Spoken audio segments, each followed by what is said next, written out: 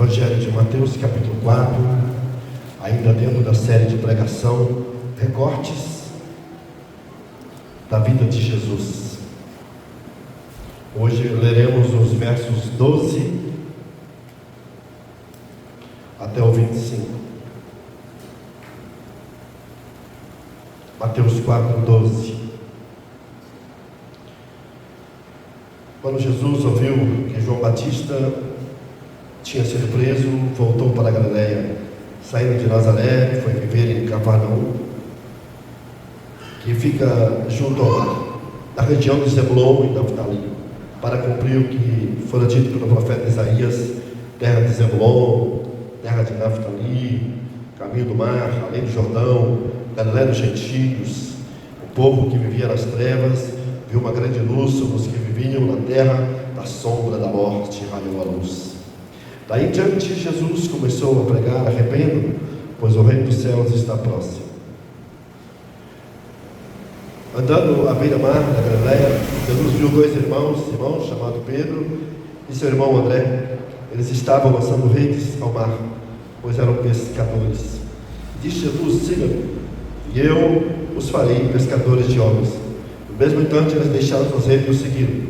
Indo adiante, viu outros dois irmãos, Tiago, filho de Zebedeu, e João, seu irmão. Eles estavam no barco com seu pai, Zebedeu, preparando suas redes. Jesus chamou e eles, deixando imediatamente seu pai e o barco, o seguiram. Jesus foi por toda a Galileia, ensinando na sinagoga deles, pregando as boas novas do reino, curando as enfermidades e doenças entre os povos. Notícias sobre ele se espalhavam por toda a Síria, e o povo lhe trouxe todos os que estavam padecendo vários males e tormentos, endemoniados, epiléticos e paralíticos, e ele os curou. Grandes multidões o seguiam, vindas da Galileia, Decápolis, Jerusalém, Judeia e da região do outro lado do Jordão. Pai, a palavra foi nos dada para ensinar, repreender, corrigir e educar. Que o Espírito do Senhor possa fazer com que esses quatro aspectos da palavra se cumpram em nossa vida nessa noite, em nome de Jesus, amém. A igreja possa sentar.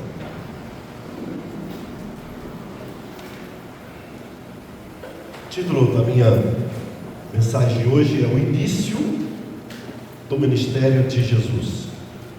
O título da minha reflexão é o início do ministério de Jesus, e o meu objetivo é mostrar que a missão da igreja não pode ser diferente da missão de Cristo. O meu objetivo é mostrar que a missão da igreja não pode ser diferente da missão de Cristo. No sermão anterior, eu falei sobre a preparação para o ministério de Jesus. A preparação para o ministério de Jesus teve como chave a obediência. Se por um lado, o primeiro Adão fracassou desobedecendo a palavra de Deus e a voz de Deus, o segundo Adão, que é Cristo, obedeceu. Se por um lado o povo de Israel, durante 40 anos no deserto, desobedeceu, murmurando, sendo rebelde, por outro lado, Jesus obedeceu. Então a chave para o ministério de Jesus foi a obediência. Ele obedeceu, se batizando nas águas para cumprir toda a justiça, para cumprir o plano de Deus, se identificando assim com todos nós, pecadores, antecipando assim o seu batismo de morte na cruz. Jesus obedeceu, se submetendo ao Espírito Santo, sendo cheio do Espírito Santo, sendo guiado pelo Espírito Santo, agindo no poder do Espírito Santo, resistindo à tentação pelo poder do Espírito Santo. E Jesus obedeceu, se submetendo à palavra de Deus, e para resistir todos os tipos de tentação. A frase de Jesus na grande tentação foi: está escrito. Está escrito, eu conheço a palavra. Está escrito, eu creio na palavra. Está escrito, eu obedeço a palavra. Está escrito, eu ensino essa palavra. Então a preparação de Jesus envolveu a sua obediência. Mas hoje vamos falar do início do ministério de Jesus. E a minha pergunta é simples: como Jesus iniciou seu ministério? Como Jesus iniciou seu ministério? Vou tentar ser objetivo. Alguns dos pontos eu vou ter que me delongar mais, outros eu vou só falar um pouquinho sobre ele, mas eu gostaria de tentar resenhar no máximo, do verso 12 ao 25, como Jesus de fato inicia o seu ministério. A primeira coisa, Jesus começa seu ministério transformando as trevas em luz. Em primeiro lugar, Jesus começa seu ministério transformando as trevas em luz. É isso que vai especificamente estar no verso 16. Olha aí. E o povo que vivia nas trevas viu uma grande luz sobre os que viviam na terra da sombra da morte, raiou uma luz. Mas antes de falar desse versículo 16, vamos voltar aos versículos anteriores, para nós entendermos esse contexto, aonde Jesus fala que raiou sobre as trevas. De que trevas Jesus está falando? É interessante porque Jesus começa o seu ministério, aonde? Na região da Galileia. Olha aí, quando Jesus ouviu que João Batista tinha sido preso, voltou para Galileia. Saiu de Nazaré, que está na Galileia, foi para Cafarnaum. E Cafarnaum é exatamente o local que Jesus transformou na capital do seu ministério. Foi ali que Jesus chamou muitos dos seus discípulos, inclusive os que nós vamos ver aqui hoje, e inclusive o Mateus também foi chamado em Cafarnaum. Foi em Cafarnaum, por exemplo, que Jesus curou a sogra de Pedro, o filho do servo do centurião. Cafarnaum foi o centro missionário de Jesus, na Galileia. E Cafarnaum era muito importante, porque era uma cidade muito movimentada, com um comércio muito grande, tanto na área da pescaria, como na área da agricultura. E Cafarnaum também era muito importante, porque havia pessoas importantes vivendo em Cafarnaum, inclusive cobradores de impostos. E Cafarnaum, além de tudo, tinha uma grande sinagoga. Sinagoga essa, cujas bases dela existe até hoje. Quem vai visitar Jerusalém, Israel, você vai encontrar as bases, e inclusive uma outra sinagoga foi construída em cima das ruínas da antiga sinagoga, que Jesus está mencionando aqui hoje. Então Jesus começa o seu ministério nessa região da Galileia. Isso é um fato que me chama a atenção. Por que Jesus não começou na Judéia? Parece, segundo o Evangelho de João, capítulo 1, verso 2, que Jesus começa o ministério dele na Judéia. Parece. Dá a entender que logo após ali o batismo, Jesus já inicia seu ministério. João parece dar uma certa base para a gente deduzir que ele começa ali. Mas Mateus faz questão, e Lucas também, e Marcos também, de afirmar que Jesus começa o seu ministério na Galileia.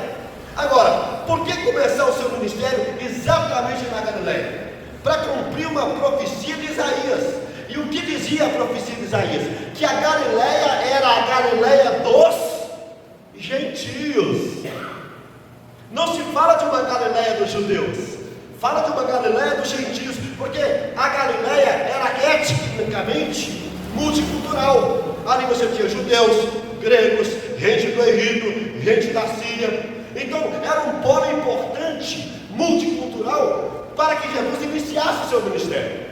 E aqui fica um fato interessante, é que Jesus quer começar seu ministério com os gentios. Embora durante o Evangelho de Mateus, que foi escrito para os judeus, ele vai priorizar os judeus. Quando Jesus envia seus discípulos no capítulo 10 de Mateus, ele fala, prioriza os judeus, os da casa de Israel. Mas por que ele começa pela Galileia? Por que ele enfatiza esse povo multicultural? Por que ele dá ênfase a esse povo pagão? É interessante, porque antes do rei Herodes, lá mais ou menos, no 103 mais ou menos antes de Cristo, havia um rei ali chamado Aristóbulos. E Aristóbulos, ele tentou judaizar a Galileia, obrigando as pessoas a serem circuncidadas. Isso antes da fase de Herodes, isso antes do Império Romano. Percebe? Antes do domínio do Império Romano, Aristóbulos já tinha tentado fazer com que a Galileia fosse mais judaizante. circuncidando todas as pessoas. Mas de que adianta circuncidar fisicamente as pessoas se o coração delas não quer saber de Deus? É como se a gente obrigasse as pessoas a batizar, mas o coração delas não quer saber de Deus. É como se nós obrigássemos as pessoas a ser crente, mas elas não querem saber nada de Deus. É mais ou menos isso que Aristóteles fez. Vamos obrigar esse povo a ser judeu. Mas o povo não queria saber de Deus. O povo não queria saber da Torá. Jesus começa seu ministério ali. Aonde foi que Jesus realizou seu primeiro milagre? Caná da Galileia. Agora, quando Jesus Cristo ressuscitou, Jesus mandou uma mensagem para os discípulos. Qual foi a mensagem? Vão para a Galileia, porque lá tem algo para falar para vocês. Vai, Jesus, para a Galileia. Começa com a Galileia, e lá em Mateus 28, volta para a Galileia. O projeto missionário de Jesus é lançado exatamente na Galileia dos gentios. E qual foi a mensagem da grande comissão? Vão e façam discípulos de todas as nações. A palavra grega para nações é etnia. Todos os grupos étnicos, todas as tribos, todas as nações, não só entre os judeus. Ou seja, se Mateus, que escreve para os judeus, mostra que o ministério começa na Galileia dos gentios, e se Mateus encerra o seu livro falando da Galileia, deixa algo claro para nós: o projeto e o plano de Deus sempre foi um povo multicultural, e não um povo étnico, e não um povo chamado apenas judeus. É isso que muitos não querem entender. É isso que nós temos dificuldade de entender. A igreja primitiva teve dificuldade em entender isso. Nós vamos ver em Atos dos Apóstolos. Parece que eles achavam que a mensagem era só para eles, mas Jesus já começa olhando. E é interessante porque no verso 24 diz assim, olha o verso 24: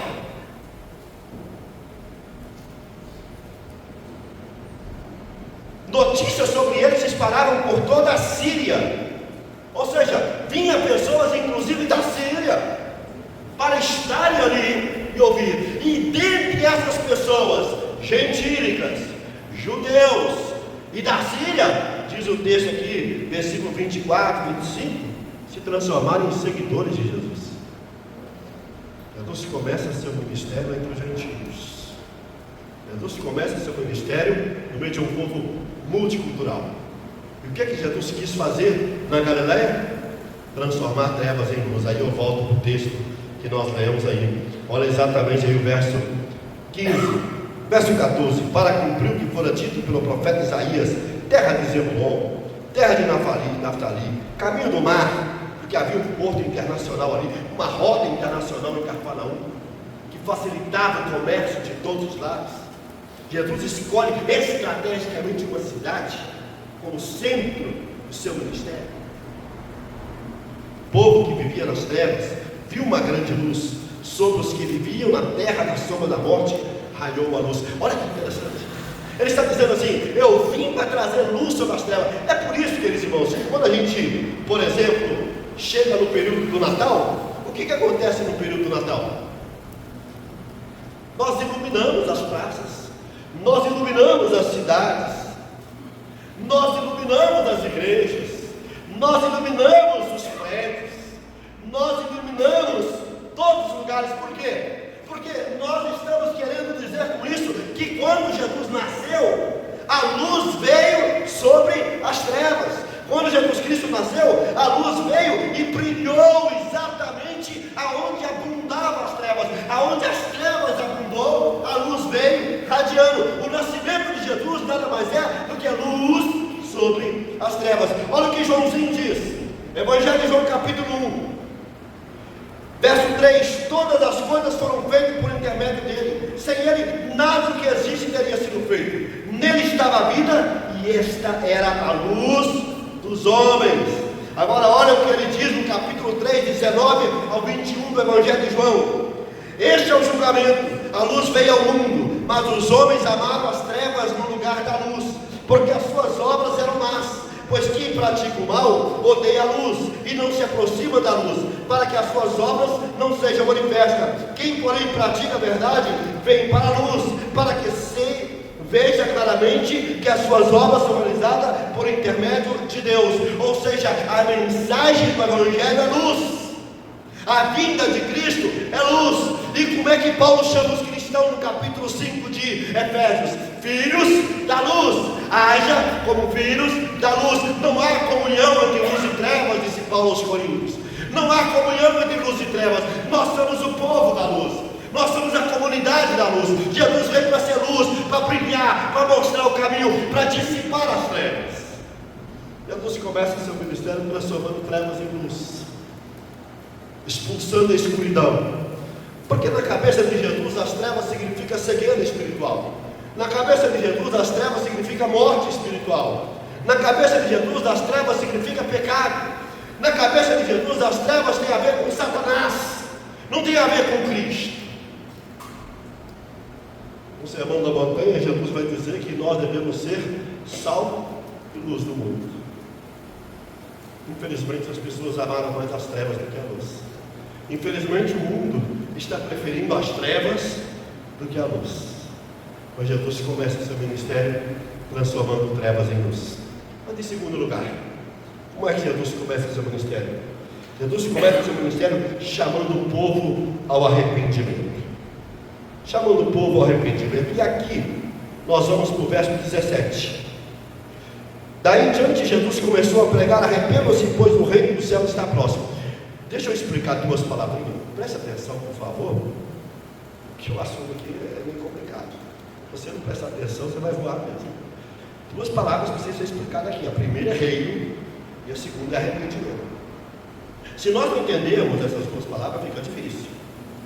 Então eu vou tentar resenhar aqui o conceito de reino para a gente, ok? À luz do Novo Testamento. Primeira coisa, o reino fala do governo soberano de Deus sobre todas as coisas nos céus e na terra. Essa é a ideia central de reino.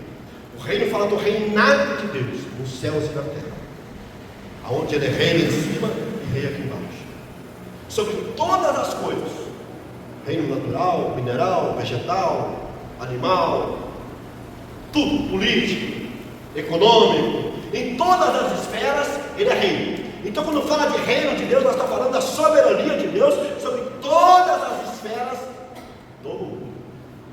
Amém? Essa é a primeira coisa.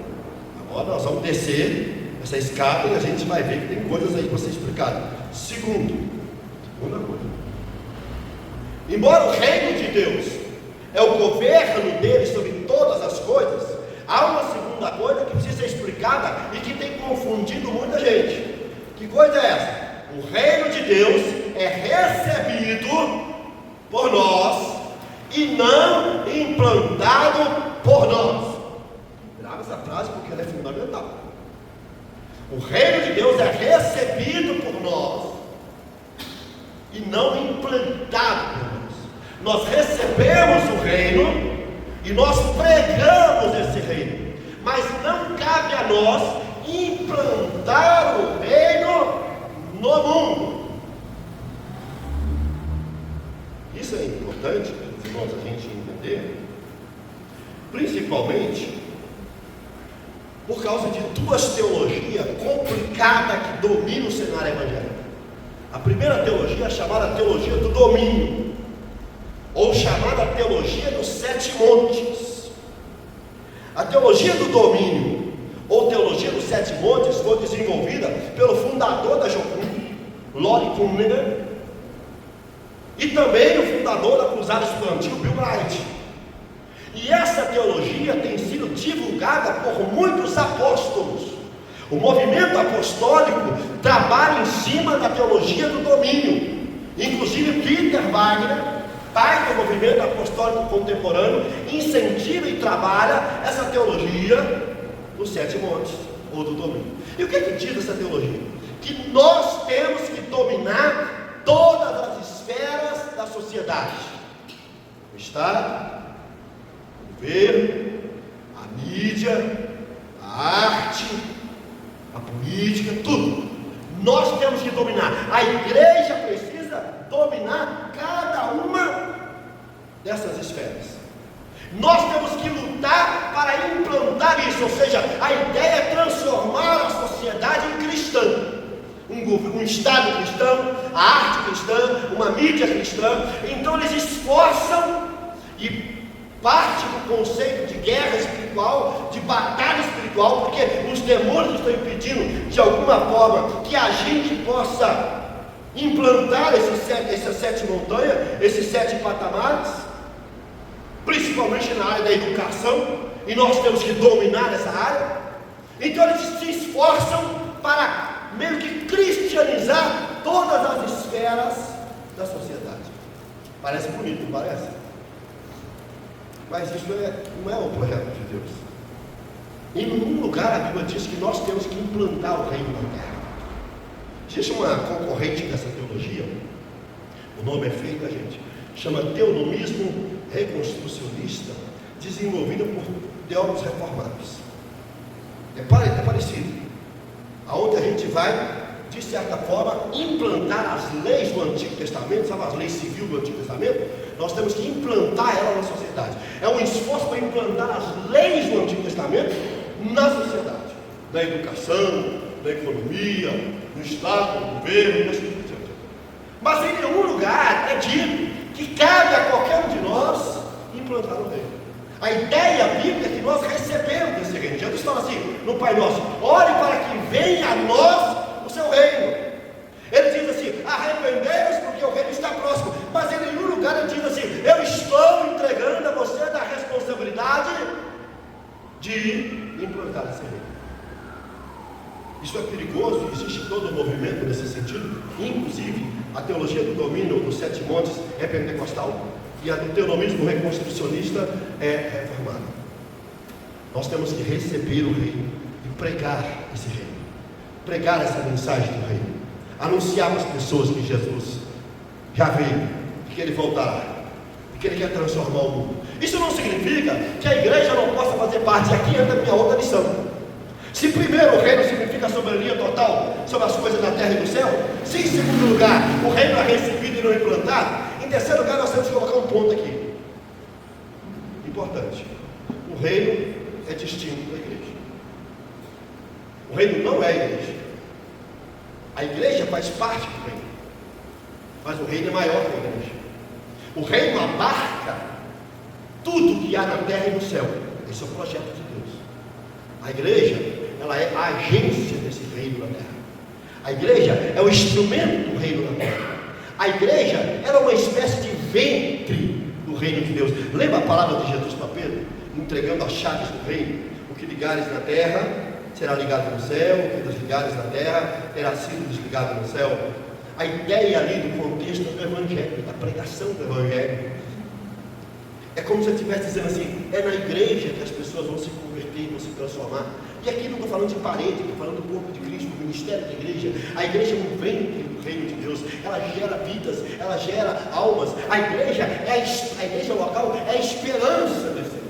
Nós temos que agir como agência do reino, e como agência do reino, nós temos que, obviamente, influenciar a política, influenciar a mídia, influenciar a educação, influenciar as artes, influenciar o Estado, sem dúvida nenhuma. Nós temos que pregar os valores e testemunhar os valores, e como cidadãos desse reino, aonde estivermos, nós temos que agir como filhos do reino, influenciando esse mundo. Mas não cabe a nós implantar o reino. O reino é soberano sobre todas as coisas, é recebido e não implantado, é distinto da igreja.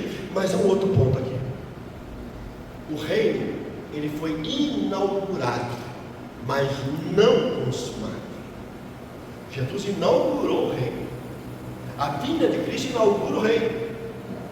O domínio de Cristo no nosso coração, o domínio de Cristo na nossa vida. É interessante que Joãozinho é um dos que menos vai falar sobre o reino de Deus. Mas qual é a palavra que Joãozinho mais vai usar? Vida eterna. Porque a ideia que se tem é que João usa vida eterna como sinônimo do reino, porque João está falando do reino espiritual, dessa dimensão salvadora do reino, dessa dimensão transformadora do reino. Ele está colocando um dos elementos desse reino. E nós temos que ter essa consciência que o reino foi inaugurado e não realizado. Existe um livro escrito por um teólogo inglês chamado Charles Dodd, chama Parábolas do Reino. E nesse livro ele defende que o reino foi realizado. À luz dos estudos foi realizado, concretizado. Não existe uma dimensão futura no reino. Não existe algo para acontecer. Já quando Jesus veio, aconteceu. Não é errado. Existe uma dimensão futura. O reino tem que ser pensado com a seguinte lógica: já e ainda não. Já foi inaugurado, já começou o reino de Deus. Ele já está reinando no coração das pessoas, já está reinando na igreja, já está reinando através da igreja no mundo, mas esse reino ainda não se concretizou. A concretização do reino de Deus só vai acontecer na segunda vinda de Cristo. Quando Jesus vier, quando os eventos do Apocalipse acontecer, ali o reino de Deus vai ser concretizado, consumado, e ele vai reinar fisicamente, materialmente, sobre a igreja, sobre o mundo e sobre todas as coisas, quando a nova Jerusalém descer do céu. Então nós temos que entender que o reino foi inaugurado, mas ainda não foi consumado. Quando nós não entendemos essa dimensão do reino, nós não compreendemos de fato o que Jesus quis explicar. Deu para entender, irmãos? Eu estou tentando explicar aqui, a grosso modo, fazendo uma resenha de alguns pontos que eu observo no ensino dos evangelhos sobre o reino de Deus. É mais profundo do que isso, mas esses pilares, esses pontos são importantes para a gente não cair no extremismo, não cair em heresia, não esquecer que o reino é o vento desse reino, a agência desse reino, mas não é a totalidade desse reino. A igreja não abarca todo o conteúdo do reino. O reino é maior do que a igreja. Mas há uma segunda palavra. Se a primeira palavra é reino, a segunda palavra é arrependimento. E aqui eu entro no ponto central. A única maneira de fazer parte desse reino, de adentrar nesse reino, Jesus fala aqui que é o arrependimento. O Evangelho de João vai dizer que é o novo nascimento. Se não nascer de novo, não entrarás no reino de Deus. Agora, vamos observar aqui, irmãos, que o arrependimento é a primeira palavra do Evangelho. A primeira palavra do Evangelho não é amor. A primeira palavra do Evangelho é arrependimento. João Batista começa o seu ministério. Qual foi a primeira palavra do Evangelho para João Batista? Arrependei-vos, porque é chegado o reino de Deus. Essa foi a palavra de João Batista em Mateus 3:2. Arrependei-vos, porque é chegado o reino de Deus. E arrependimento fala de metanoia, mudança de mente, mudança de sentimento e mudança de vontade. Para João Batista, tudo começa com arrependimento. Essa é a primeira palavra. Quando Jesus começa a pregar, qual foi a primeira palavra do Evangelho para Jesus? Arrependei-vos, porque está próximo o reino de Deus. Quando João Batista falava arrependei-vos porque está próximo, está apontando para o Messias. Quando Jesus fala arrependei-vos porque está próximo, ele está apontando para ele mesmo, que está em processo de inauguração desse reino. Quando Jesus envia os 12 apóstolos, qual foi a primeira palavra que eles pregaram? Arrependimento. Marcos 6:12. E saíram e pregaram ao povo que se arrependesse. Qual foi a mensagem que os 12 apóstolos anunciaram a mandato de Jesus? Fala para o povo se arrepender. Qual foi a primeira palavra, a palavra mais importante da pregação de Pedro? Em Atos capítulo 2, logo após o Pentecostes: arrependam e fugir dessa geração perversa. Qual foi a essência da pregação de Paulo? A essência da pregação de Paulo foi: arrependam. Olha que Paulo diz em Atos 20:21. Vocês sabem que não deixei de pregar a vocês nada que fosse proveitoso, mas ensinei tudo publicamente de casa em casa. Testifiquei tanto a judeus como aos gregos que se arrependam diante de Deus e creiam em nosso Senhor Jesus. Essa foi a mensagem de Paulo. Olha o que Paulo diz ao rei Agripa, capítulo 26, 19 ao 20. Assim, rei Agripa, não fui desobediente à visão celestial. Preguei em primeiro lugar aos que estavam em Damasco, depois aos que estavam em Jerusalém e em toda a Judéia, e também aos gentios, dizendo que se arrependessem e se voltassem para Deus, praticando as obras que mostrassem arrependimento. Qual foi a primeira mensagem de Paulo? Qual foi a primeira palavra do Evangelho para Paulo? Arrependimento. O arrependimento está na última mensagem de Jesus em Apocalipse para as 7 igrejas da Ásia. Apocalipse 2, verso 4. Contra você, porém, tenho isto: você abandonou o primeiro amor. Verso 5. Lembra-se de onde caiu, arrepende e pratica as obras que praticava no princípio. Se não se arrepender, virei a você e tirarei de você o candelabro do seu lugar. Apocalipse 2. Olha o que diz aí em Apocalipse 2,16. Portanto, arrependam-se, senão virei em breve até você e lutarei contra eles e com a espada da minha boca. Olha o que está em Apocalipse 2,22. Por isso vou fazê-los adoecer e trarei grande sofrimento aos que cometem adultério com ela, e a não ser que se arrependam das obras que ela pratica. Olha o que diz Apocalipse 3,3. Lembre-se, portanto, que você não recebeu e ouviu, obedeça e arrepende-se. Mas se você não estiver atento, virei como ladrão, e você não saberá que hora virei contra você. 3,19. Repreendo e disciplino aqueles que eu amo, por isso seja diligente e arrependa-se. Percebe? A primeira palavra da mensagem de João Batista, arrependimento. De Jesus, arrependimento. Dos 12, arrependimento. De Pedro e Pentecoste, arrependimento. De Paulo, arrependimento. O encerramento do Apocalipse, as 7 igrejas da Ásia, arrependimento. Agora eu pergunto para os irmãos, por que a essência do Evangelho para Cristo é arrependimento, mas a essência do Evangelho para os evangélicos hoje é: fique bem com você mesmo, se sinta bem, se sinta confortável. Nós não entendemos nada disso. Quando o povo de Israel, quando Adão pecou, ele comeu da árvore da ciência do bem e do mal, mas ele não comeu da árvore da vida.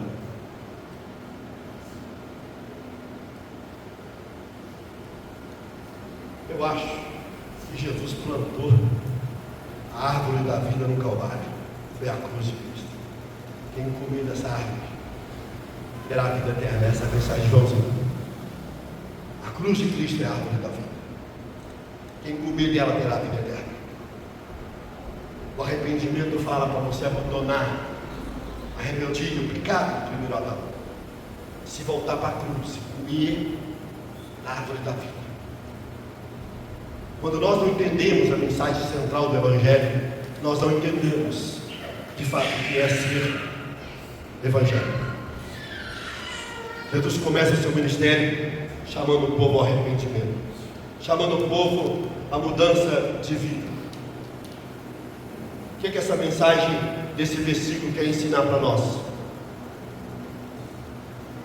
Que a salvação de Cristo está às portas, está próxima. O que é que essa mensagem desse versículo quer dizer para nós? Que sem arrependimento ninguém vai experimentar o reino de Deus, ou como disse João, sem um novo nascimento ninguém vai experimentar o reino de Deus. O que essa mensagem diz para nós? Que o reino de Deus só vai ser encontrado em pessoas arrependidas. Quem nunca se arrependeu, nunca se transformou em cidadão do reino. Grava isso. Essa mensagem é para a igreja, essa mensagem é para nós. Nós não podemos mudar esse discurso, nós não podemos mudar essa mensagem, nós não podemos mudar essa pregação.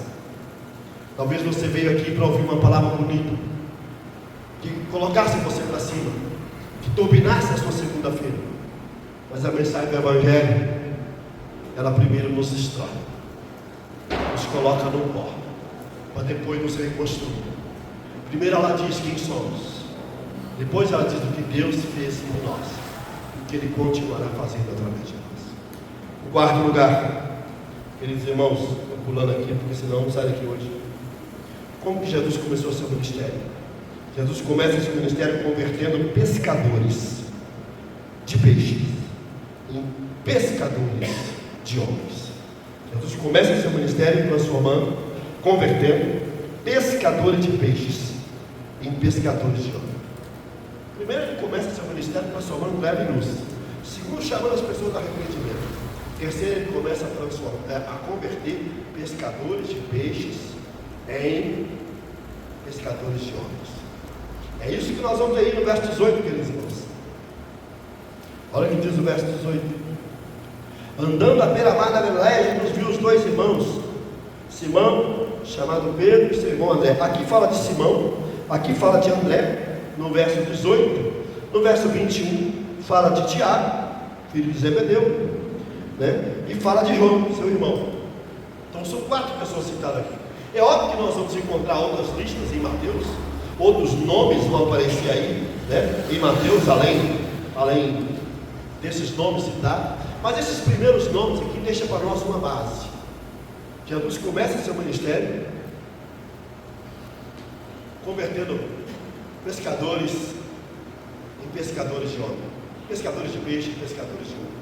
Esse é o plano de Deus. O plano de Deus é mexer com a estrutura das pessoas, é arregimentar discípulos, é levantar seguidores que possam dar continuidade à sua obra. Nunca foi plano de Deus salvar você e deixar você no banco. Nunca foi plano de Deus salvar você e fazer você viver uma vida acomodada. Nunca foi plano de Deus. O plano de Deus é chamar as pessoas e ao mesmo tempo transformar elas em pescadores de pessoas. Algumas dessas pessoas vão viver de tempo integral, vão ser pastores, evangelistas, missionários. Outras vão viver de tempo semi-integral, tanto trabalham na obra como trabalham secularmente. Mas outras, mesmo no seu serviço secular, elas precisam carregar sobre si essa mensagem. Eu estou aqui, além de ser funcionário dessa empresa, para dar testemunho do Evangelho, para mostrar para essas pessoas que o verdadeiro Evangelho existe. Se nós não fizermos diferença na empresa, na faculdade, na escola, na nossa rede de amigos, nós nunca vamos alcançar esse mundo para Jesus. Esse é o projeto de Jesus. Já começa chamando as pessoas, e eles tinham uma empresa de pescaria.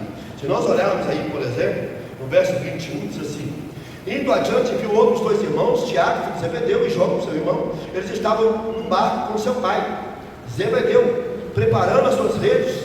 Jesus os chamou. É interessante porque muitas dessas pessoas tinham empresa de pescaria. Eles eram o ganha-pão deles. Eles trabalhavam na obra da pescaria. Era muito forte o mercado de peixes ali naquela região. Mas Jesus queria usar aquelas pessoas. Esse foi o plano de Deus. O plano de Deus não é usar métodos. O plano de Deus é usar pessoas. É usar você e eu. O plano de Deus é usar a sua vida. Irmãos, está provado, pesquisas estão definindo isso, que o crescimento das igrejas não acontece por meio de campanhas evangelísticas, grandes eventos. O crescimento da igreja acontece por meio de relacionamento de amizade. Muitas igrejas do mundo inteiro têm testemunhado isso. A própria igreja de Willow Creek, nos Estados Unidos, chegou a contabilizar uma pessoa visitando aquela igreja, 70% daquela igreja, 80% daquela igreja, os membros traziam todos os cultos visitantes para a igreja. 80%, eu não estou falando de 10%. Eu estou falando de 80% dos membros daquela igreja estavam ativamente levando seus amigos, seus parentes, seus colegas para o culto. Essa é a visão de Jesus: transformar pescadores de peixes, profissionais liberais, vendedores, balconistas, professores, gerentes, policiais, todo tipo de pessoa em pescadores de alma. Só que nós não queremos fazer isso. Nós não queremos fazer essa diferença. Nós queremos viver a nossa vida achando assim: tem aqueles que são apóstolos, tem aqueles que são pastores, são aqueles que são missionários. Isso não é função minha. Mas está provado que o maior número de crescimento da igreja acontece no nosso network, na nossa relação de amigos. Mas o que nós estamos fazendo? As pessoas lá fora estão convidando você para todos os tipos de ação, para todos os tipos de evento, para todos os tipos de trabalho. E você convida quem? Mas eles não vêm. Isso não é um problema seu. Não é verdade? O problema seu é dar testemunho de vida. As pessoas têm que olhar para você e ter sede de Jesus. As pessoas têm que olhar para você e falar: poxa, como aquela irmã é diferente, como aquele irmão é diferente. Eu quero ser como ela, eu quero ser como aquela dona de casa, eu quero ser como aquele pai. Mas se nós não damos exemplo, se nós não damos testemunho, como que nós vamos nos transformar? Algumas características que nós temos que observar esses primeiros pescadores. Primeiro, a disposição deles para deixar tudo. Jesus chamou eles deixaram tudo, abandonaram suas redes, abandonaram seu trabalho. Nós estamos o tempo todo presos no nosso negócio, nós estamos o tempo todo presos à nossa agenda, nós estamos o tempo todo presos aos nossos sonhos. Nós não queremos deixar nada por causa de Jesus, nós não queremos deixar nada por causa da obra de Deus, nós não queremos deixar nada para fazer a vontade de Deus, mas havia neles uma disposição para deixar tudo. E nós? O que nós estamos dispostos? Primeiro eu vou estudar, primeiro eu vou casar, primeiro eu vou realizar meus sonhos. Enquanto é isso, seu pai está no inferno, sua mãe, seu amigo, seu vizinho. Nós não queremos tirar um tempinho da nossa agenda para evangelizar, para visitar um amigo, para visitar um parente, para visitar uma pessoa no hospital. Nós não queremos fazer isso. Nós não queremos tirar um tempo da nossa agenda para fazer evangelismo. E às vezes a gente nem pregar, só de visitar o doente, só de chegar na casa daquela pessoa e falar: eu estou aqui porque eu me importo com você. Isso já faz diferença, mas nós não queremos. Além de deixar tudo, nós observamos nele uma segunda coisa, uma obediência imediata. Eles não pensaram duas vezes, eles não questionaram, eles não falaram assim: eu vou pensar, eles não falaram assim, deixa para depois, eles obedeceram. Nós temos que ter essa consciência. Quando a Bíblia fala do chamado de Mateus, aqui, se não me falha a memória, no Mateus, no capítulo 7 de Mateus, quando acontece o chamado de Mateus, diz o texto que quando Jesus chegou da porteria onde ele estava trabalhando, chamou ele: Mateus, Levi, venha. Ele não pensou duas vezes. Dietrich Bonhoeffer, teólogo alemão, de mártir alemão, analisando esse texto, ele diz o seguinte: não houve um hiato entre o chamado de Jesus e a obediência de Mateus. Segundo Bonhoeffer, aquele que obedece crê, aquele que crê obedece. Nós não temos obediência imediata, nós ficamos o tempo todo: vou orar. Um dia um irmão falou comigo assim: eu vou orar para saber se é de Deus eu evangelizar. Mas já é de Deus, está escrito: ide por todo mundo pregar o evangelho. Mas Deus não tocou no meu coração. O outro diz assim: eu vou orar para ver se é de Deus dar autismo. A Bíblia não disse assim, já está lá, já está. Eu vou orar para saber se eu tenho que fazer o bem ao próximo. Não, já está lá. Eu não preciso orar sobre aquilo que está no texto, que é imperativo, que é mandamento. Eles obedeceram imediatamente. É uma outra coisa que é importante, além deles deixarem tudo, além deles obedecerem de forma imediata, houve na vida deles uma transformação de vida e propósito. A conversão não só transforma a sua vida, ela transforma o seu propósito. Quando nós encontramos Cristo, nós passamos a ter um propósito de vida. Sabe qual é o seu propósito? O seu propósito é ser e fazer discípulo. Todos nós temos um propósito: ser e fazer discípulo. Aquele que se converteu precisa ser discípulo e fazer discípulo no seu dia a dia. É só isso. Esses dias eu vi o testemunho através do meu irmão de sangue, ele falando assim: fulano de tal morreu há 3 meses agora de câncer, e ela, antes de morrer, disse para mim que ela era evangélica. Perguntou: mas a pessoa virou evangélica? Ela disse assim: fulano de tal falava para mim de Jesus o tempo todo, e eu me converti. Comecei a ler a Bíblia, comecei a abandonar meu vício no cigarro. Hoje eu sou evangélico. Quem acreditaria que aquela mulher ia ser salva por ninguém? Mas alguém simplesmente começou a pregar para ela, a lançar a semente. Quando nós encontramos a Cristo, não só a nossa vida é mudada, mas o nosso propósito é mudado. Você tem um propósito hoje: ser e fazer discípulo. Em quarto lugar, queridos irmãos, como Jesus começou seu ministério? Jesus começa seu ministério com uma estratégia definida. Olha o verso 23. Jesus foi para a Galiléia, por toda a Galiléia, ensinando nas sinagogas deles, pregando as boas novas do reino e curando as enfermidades e doenças do povo. Ele tinha uma estratégia definida. Qual era a estratégia de Jesus? A estratégia de Jesus era ensinar, pregar, curar e libertar. Vamos ver mais na frente aqui que ele libertava as pessoas do demônio. Essa era a estratégia de Jesus. Ele não só pregava a mensagem do reino, arrependam-se, mas ele ensinava o conteúdo do reino. É interessante. A pregação e o ensino andam juntos, mas são diferentes. A pregação ela é focal, ela é objetiva, ela é desafiadora, mas o ensino é uma ampliação do conteúdo. O que eu faço aqui domingo à noite está mais na categoria de ensino do que de pregação. Eu estudo a Bíblia com os irmãos todo domingo à noite. É isso que eu faço aqui. É por isso que às vezes a pessoa vem na nossa igreja e vai e fala assim: a pregação aqui é diferente das outras igrejas. É porque aqui a gente estuda a Bíblia. Esse é o ponto. Nós estamos aqui para estudar a Bíblia e aplicar a nossa vida. Por isso nós temos os pequenos grupos. Para no pequeno grupo nós trabalhamos a aplicação disso. Mas nós estudamos a Bíblia. Então Jesus pregava e ensinava. Se nós pegarmos, por exemplo, o Evangelho de Mateus, tem 5 blocos diferentes de ensinos de Jesus. O primeiro deles é o Sermão da Montanha, que vai do capítulo 5 ao 7.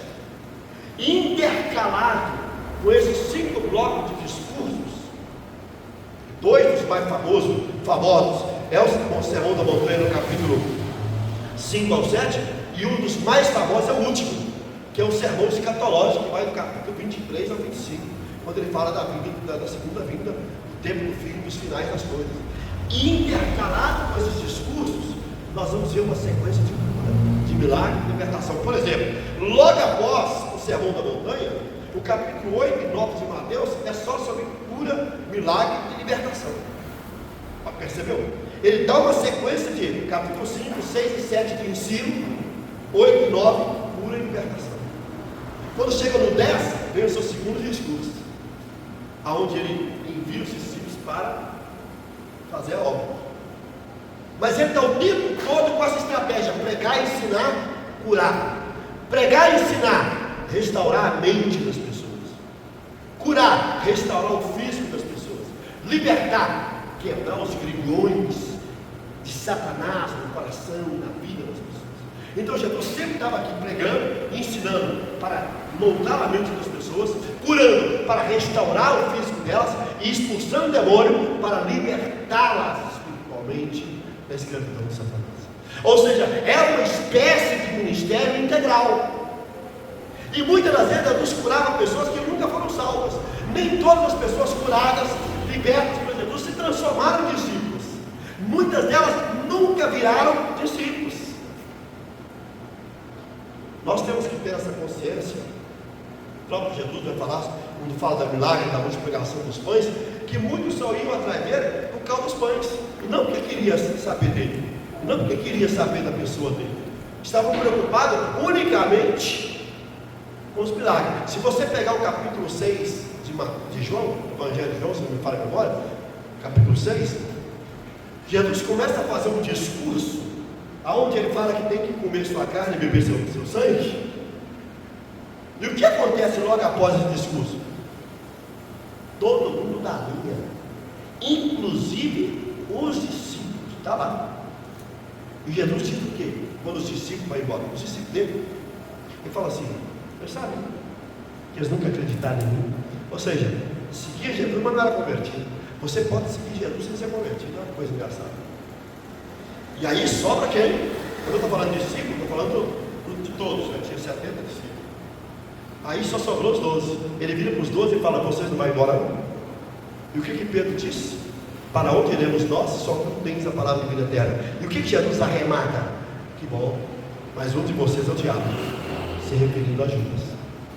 Ou seja, nem sempre as curas, o milagre, nem sempre a multidão é sinônimo de bênção. A gente acha que a multidão, as portas cheias, igrejas lotadas, é sinônimo de bênção.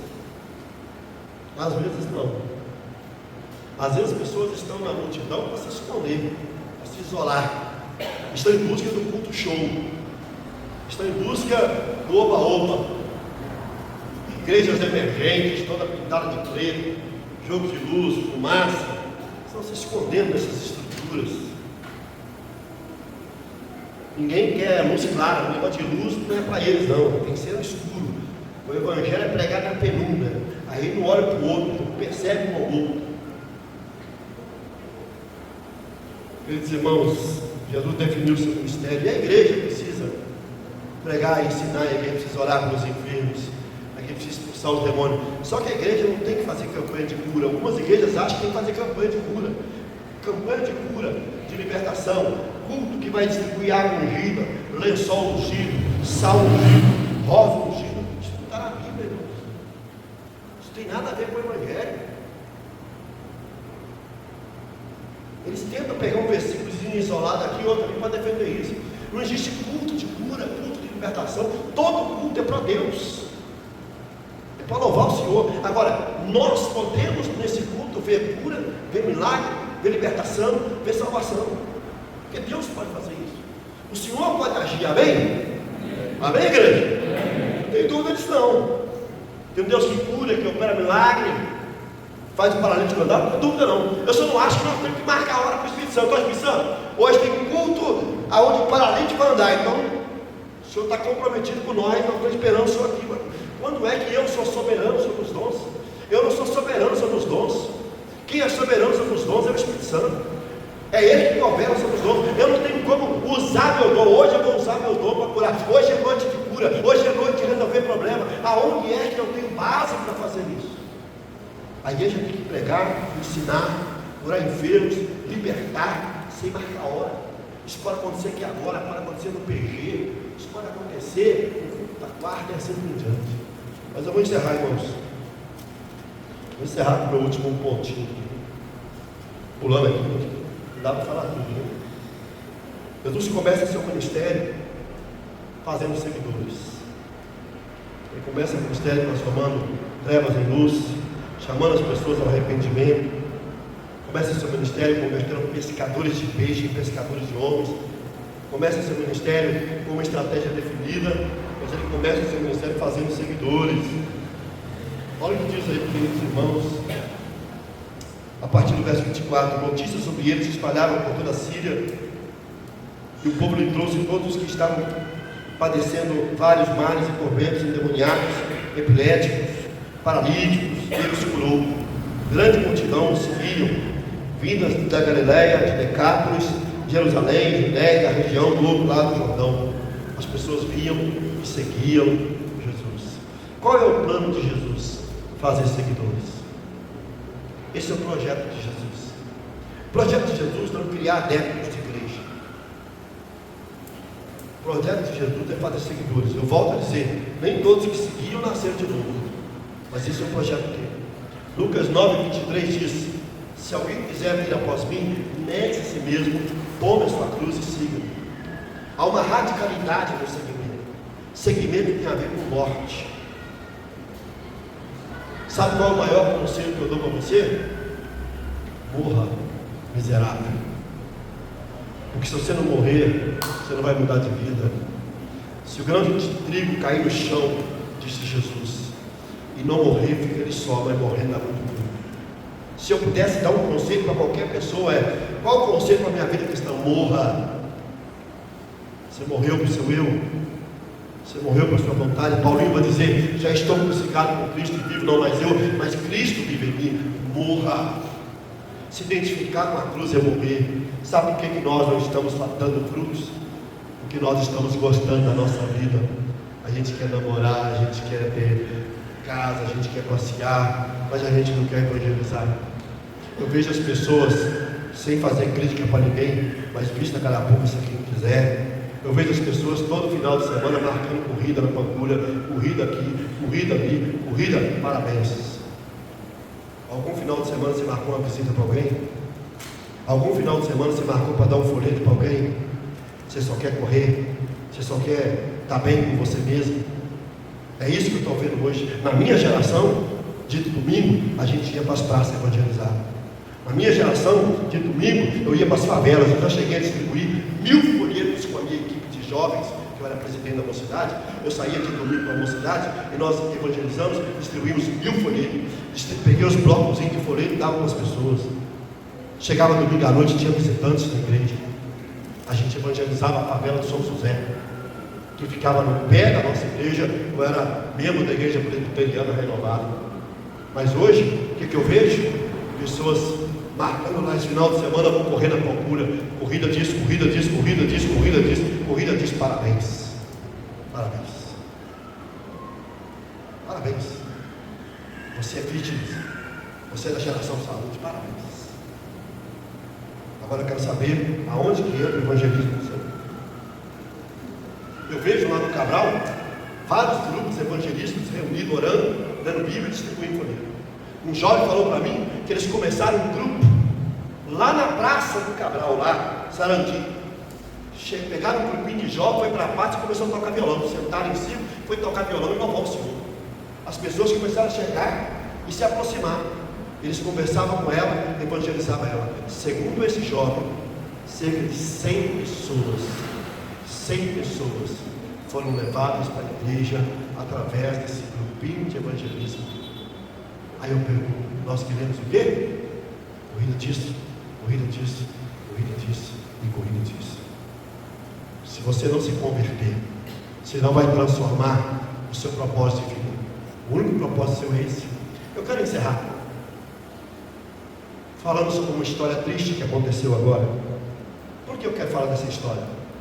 Porque essa história vai falar um pouquinho para nós sobre o verdadeiro seguidor de Jesus. Eu quero falar da morte de Charles Kirk, um ativista da direita dos Estados Unidos, crente, servo de Deus, que foi brutalmente assassinado. O que me chamou a atenção na morte de Charles Kirk foi o movimento que criou em volta. Nasceu da morte de Charles Kirk dois grupos. Primeiro grupo, o grupo que quer transformar o Charles Kirk em mártir da fé. O Charles Kirk virou um mártir da fé, morreu por amor a Cristo. E um grupo de evangélicos, ele era cristão, o Charles Kirk, um grupo de evangélicos estão clamando vingança. Nós vamos vingar a morte dele, levantando a bandeira da vingança. Quem são essas pessoas? Crentes. Crentes querendo fazer vingança e transformando o Charles Kirk no mártir. E é importante, o Charles Kirk não morreu por causa da sua fé, ele morreu por causa da sua posição política. Nós temos que separar isso do Brasil. Recentemente, o Silas Malafaia falou que está sendo perseguição religiosa com ele. Não tem nada a ver. Não existe perseguição religiosa no Silas Malafaia. Silas Malafaia está sendo perseguido por questões políticas,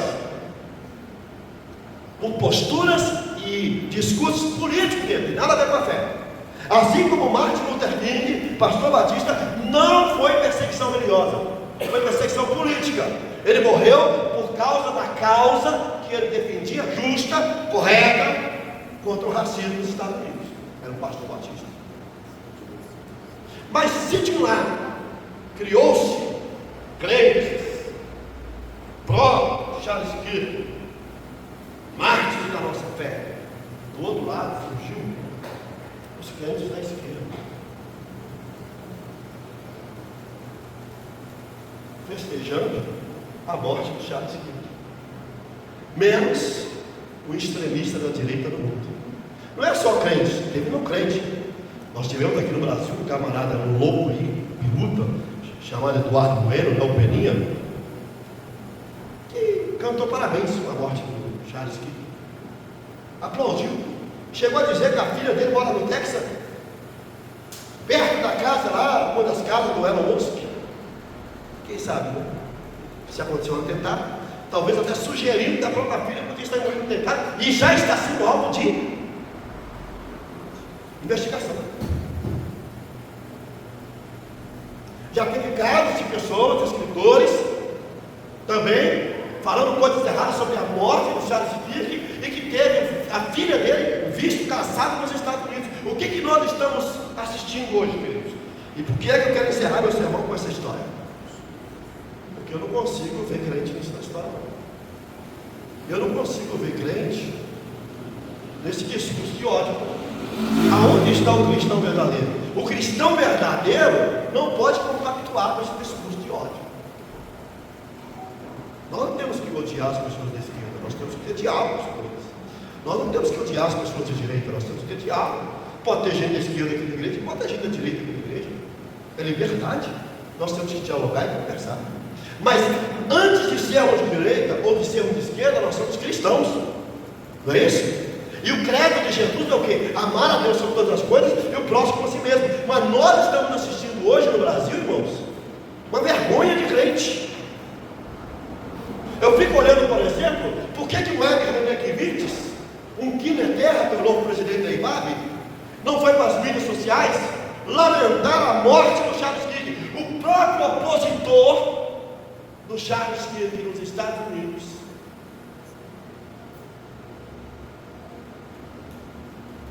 Fez um vídeo chorando, ele não conseguia falar no podcast, chorando, falando ele morreu diante dos filhos dele, da esposa dele, a nova criança. Queridos irmãos, Jesus começou o seu ministério fazendo seguidores. Eu queria fazer uma pergunta para você. Você é seguidor de Jesus ou de Bolsonaro? Você é seguidor de Jesus ou do Lula? Se você é seguidor de Jesus, para de colocar a política acima de Jesus, de colocar a política acima do Evangelho. Tenha posturas políticas, mas para com esse discurso de ódio. Sabe o que eu ouvi essa semana? O Nicolas dos Estados Unidos acabou de morrer. Quando é que o Nicolas do Brasil também vai morrer? Essa foi a mensagem que eu ouvi. Se o Nicolas dos Estados Unidos, que é o Charles Kirk, morreu, nós temos que matar o Nicolas do Brasil. Não estou com isso endossando o Nicolas, não concordo com as falas do Nicolas. Ele é muito imaturo, irracional, impossível em muitas coisas que ele fala, não concordo. Como não concordo com a família Bolsonaro, todo mundo aqui na igreja sabe, eu não sou, nunca fui bolsonarista, e nem quero ser, como também não sou lulista. Nós temos que entender, irmãos, que o seguidor de Jesus tem que fazer diferença no mundo, na radicalidade do amor, não na radicalidade do ódio. Então eu encerro meu sermão hoje, lamentavelmente falando dessa história, porque eu não aguento mais esses crentes colocando a bandeira política acima de Jesus e do Evangelho. Vamos parar com isso. Não vamos entrar nessa guerra aí não. Vamos orar pela família do Charles Kirk. E se perseguir alguém da esquerda, vamos orar para que isso não aconteça. Nós não queremos morte de ninguém da esquerda, não queremos morte dele, como nós não estamos aqui defendendo Israel contra a Palestina. Eu não defendo. As pessoas estão sendo vítimas da Palestina, famílias dizimadas e mortas, e nós temos que orar pelos palestinos, e eu oro todos os dias por eles, para que Deus traga livramento, para que Deus use pessoas para livrar aquele povo, como eu oro pelos ucranianos. É isso que nós temos que fazer, orar, e não ficar levantando a bandeira errada. Vamos colocar de pé, igreja.